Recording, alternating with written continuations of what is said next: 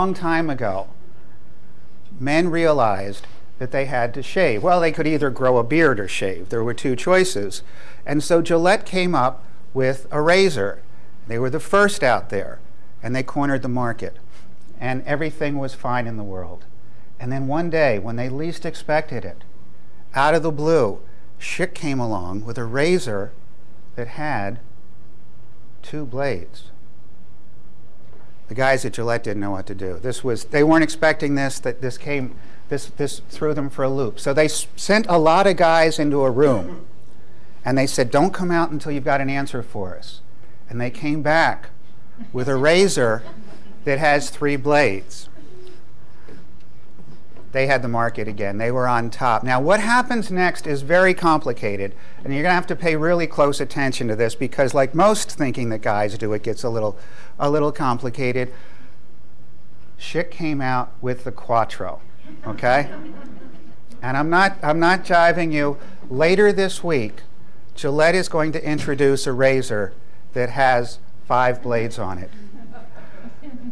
In the article in Newsweek, Schick said they were ready to respond. Women, you have to help us. This is how guys solve problems.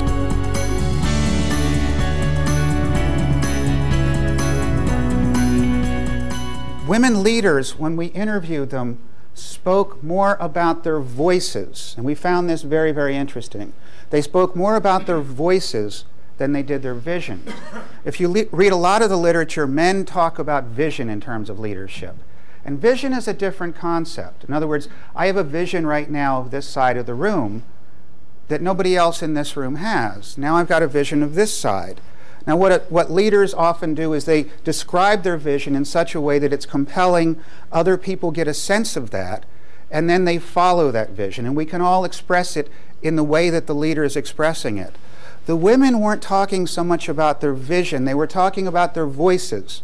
And part of that voice had to do with being heard. And all of the women leaders that we interviewed talked about how being heard had an enormous amount to do with how they were perceived, how they were understood, and how they became leaders.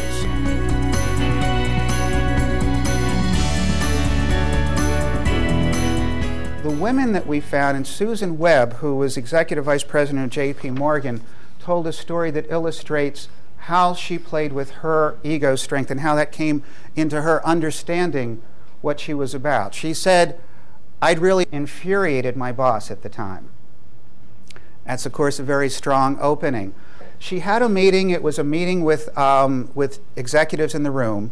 And she thought her team had just done an incredible job of putting together a program on compensation. And so she thought she was there simply to go over the plan one more time, explain the details of it, to hear everybody talk about how great she had done and how important the role was. But what happened instead was in that meeting, people started challenging her. They started saying, are you sure this is this? Have you considered this? And she got her back up. She didn't expect that to happen. She thought she was there for a different kind of meeting. She said, by the time I realized how I was responding, I couldn't pull back. I couldn't change the tone.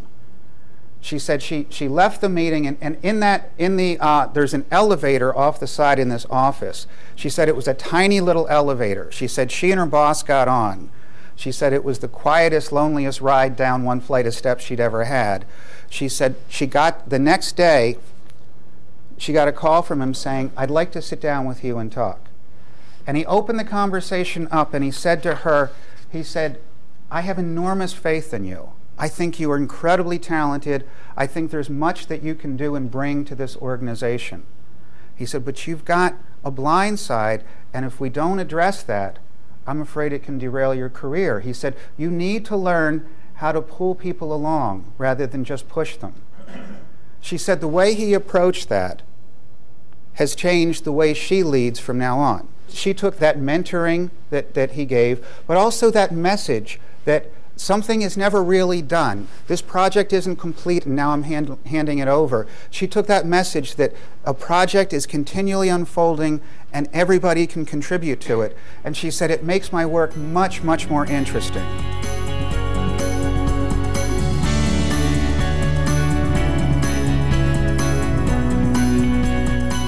When we first started doing this study, I was in Belgium, and I asked a group of presidents and CEOs of companies. It was a dinner conversation. There were 20 presidents and CEOs there.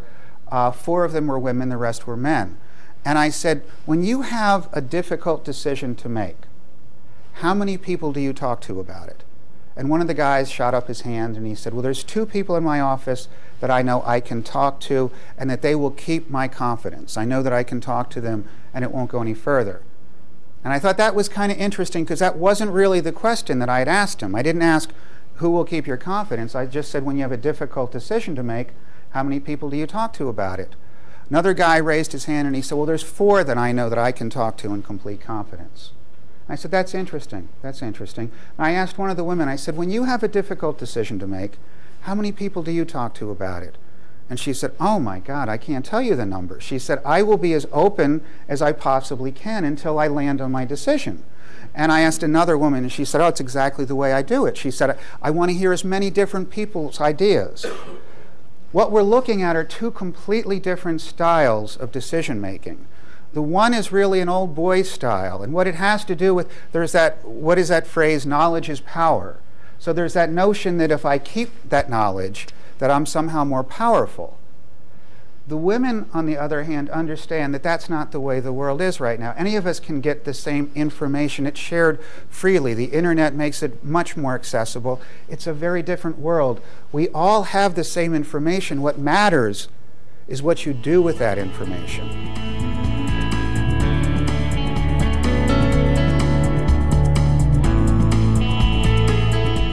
For now, I'd like to share with you Jeanette Lichner's thought. She's the managing partner of Bank of America, and she said the strong leadership profile exhibited by women points to the future. The female view that we strengthen ourselves by strengthening others is redefining leadership. And Dun & Bradstreet's Sarah Matthew, whose story I told you at the beginning, says, I feel that I'm only scratching the surface of my true leadership potential. And I particularly liked Regina Sasha's quote. She's the Vice President of Human Resources from FedEx Custom Critical. Regina said, we're looking at a different paradigm of leadership, and it plays naturally to the strengths of women. It seems like poetic justice. Thank you.